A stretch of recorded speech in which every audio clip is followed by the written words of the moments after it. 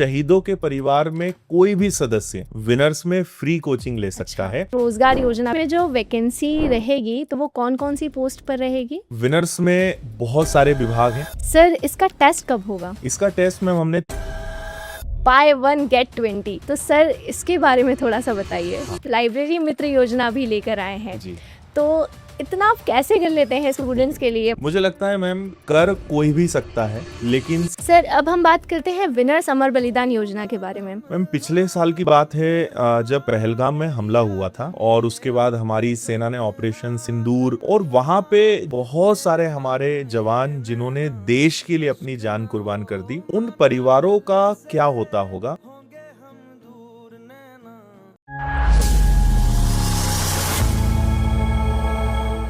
नमस्कार सभी विद्यार्थियों का स्वागत है आप सभी का विनर्स के इस खास पॉडकास्ट में।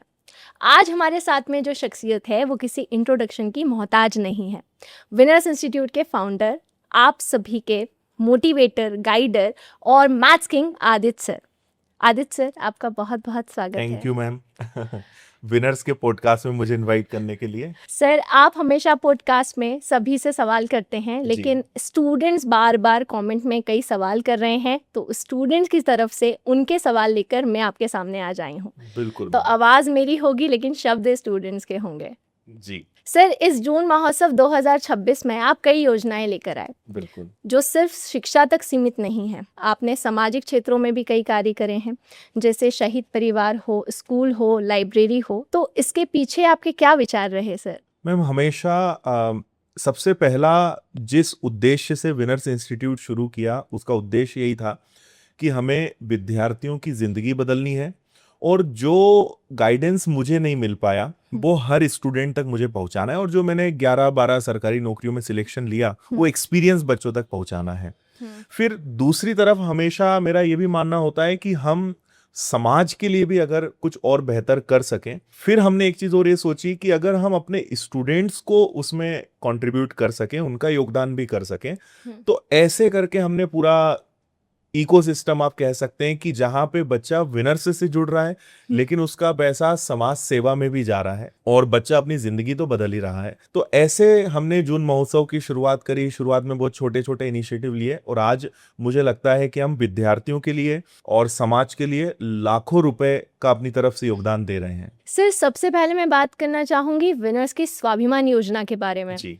स्टूडेंट्स ऐसा कह रहे हैं कि जून महोत्सव के सभी तोहफों में सबसे बड़ा तोहफा ये स्वाभिमान योजना है। बिल्कुल। तो स्वाभिमान योजना लाने का विचार आपके मन में कैसे आया? मैंने कई बार देखा है कि बहुत सारे ऐसे बच्चे हैं जो काफी टैलेंटेड हैं, लेकिन सबकी फाइनेंशियल कंडीशन अच्छी नहीं होती है, और अगर वो थोड़े समय और रुक जाएं तो शायद वो सरकारी नौकरी ले लें, लेकिन घर से सपोर्ट नहीं मिल पाता है या जो भी कारण हो उन्हें घर लौटना पड़ता है।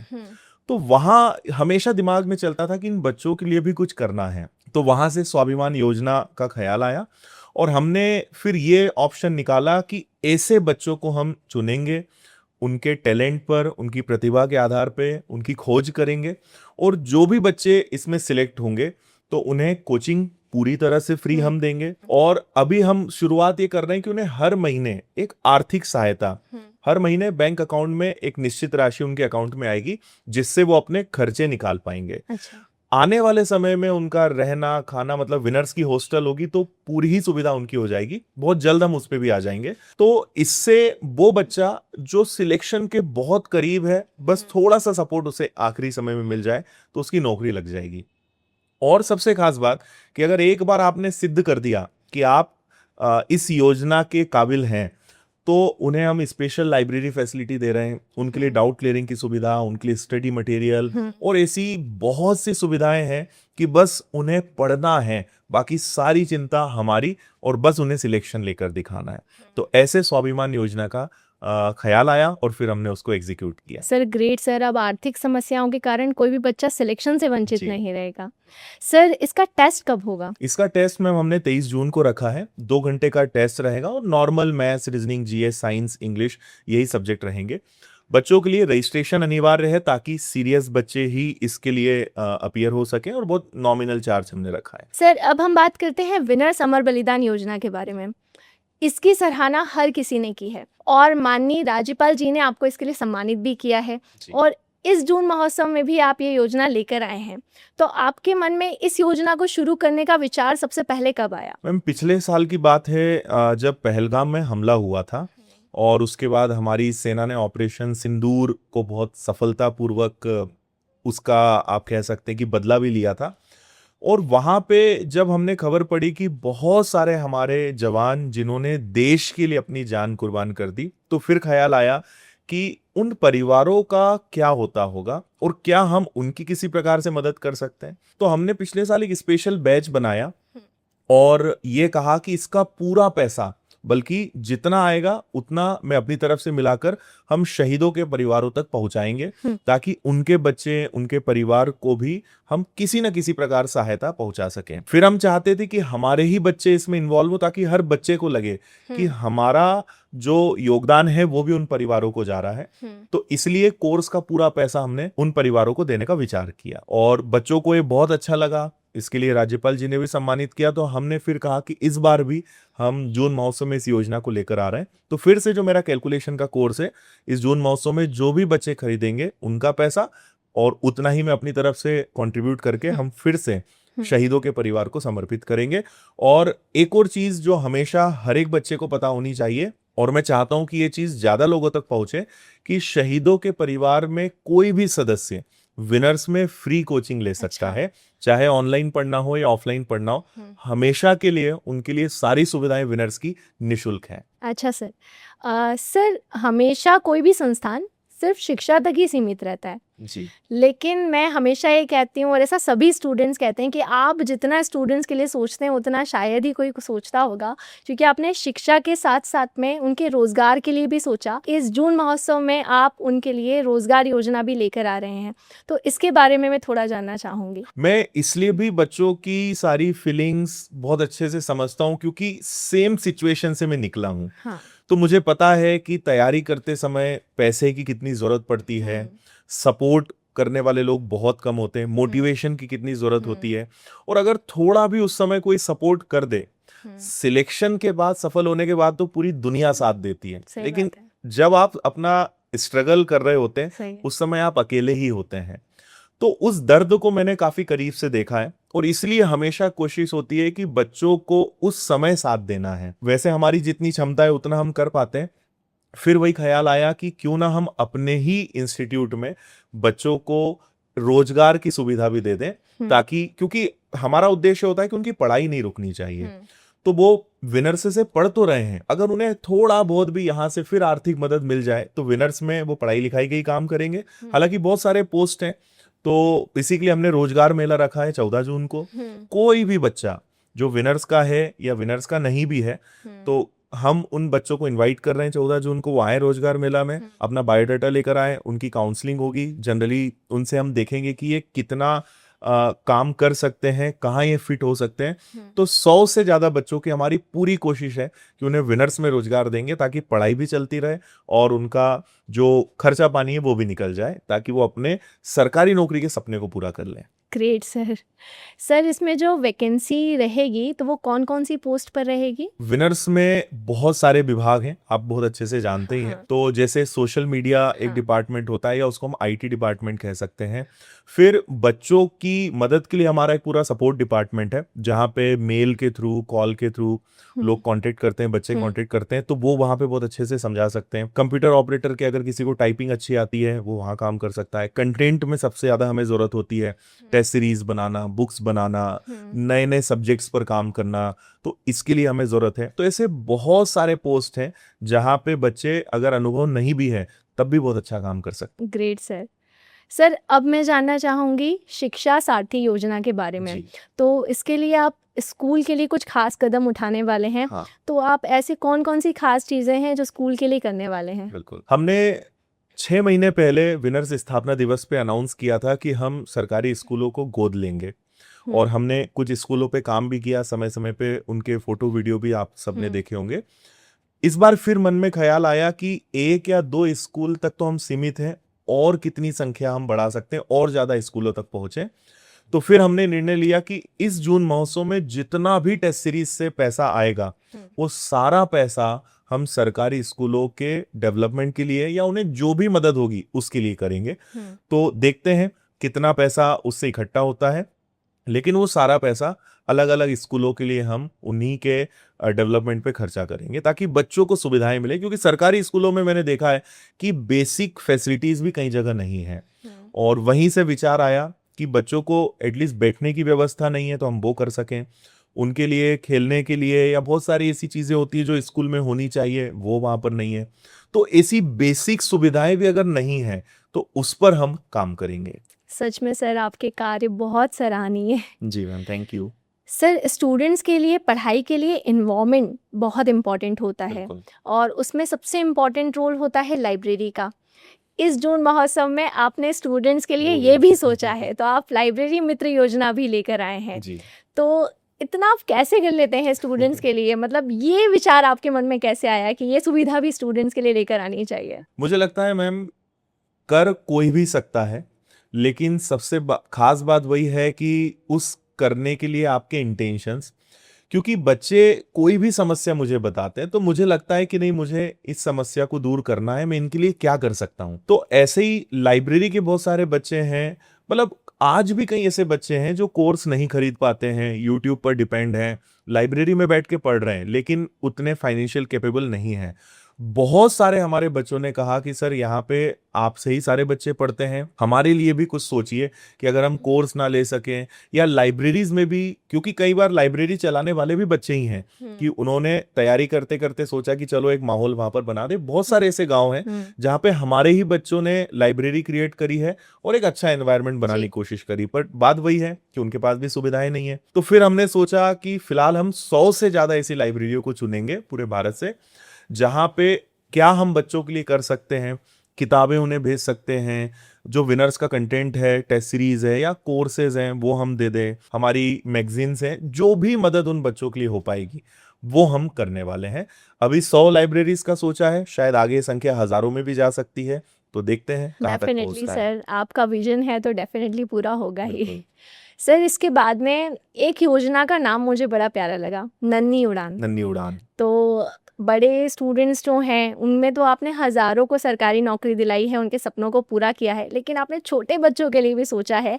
तो ये नन्ही उड़ान का कॉन्सेप्ट आपके दिमाग में कैसे आया? जब भी मैं बच्चों को पढ़ाता हूँ, मतलब हमारे 10th 11th 12th और ग्रेजुएट वाले बच्चों को, तो मुझे हमेशा एक चीज समझ में आती है, और उनकी तो छोड़ते हैं, मैं अपने पर से इस चीज को एनालाइज करता हूँ कि अगर बचपन में आपको एक सही फाउंडेशन मिल जाए, अगर अच्छी किताबें, अच्छा एजुकेशन मिल जाए, तो शायद जिंदगी कुछ और हो सकती है।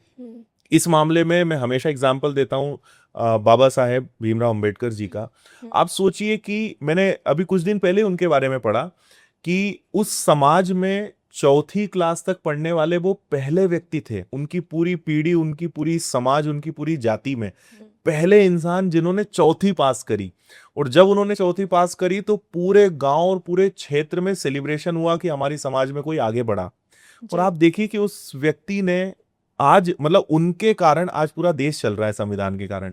एजुकेशन में इतनी ताकत है। तो मुझे हमेशा छोटे बच्चों के लिए भी कुछ करने का मन रहता है। अभी और भी हम बहुत सारी चीजें करेंगे। तो हमने ये देखा कि गांव में, छोटी जगहों में बच्चे स्कूल जा रहे हैं, आंगनबाड़ियों में जा रहे हैं, लेकिन पढ़ाई लिखाई कुछ नहीं कर पा रहे, किताबें ही नहीं है। सरकार अपनी तरफ से कर रही, लेकिन वही है कि हर जगह चीजें नहीं पहुंच पा रही हैं।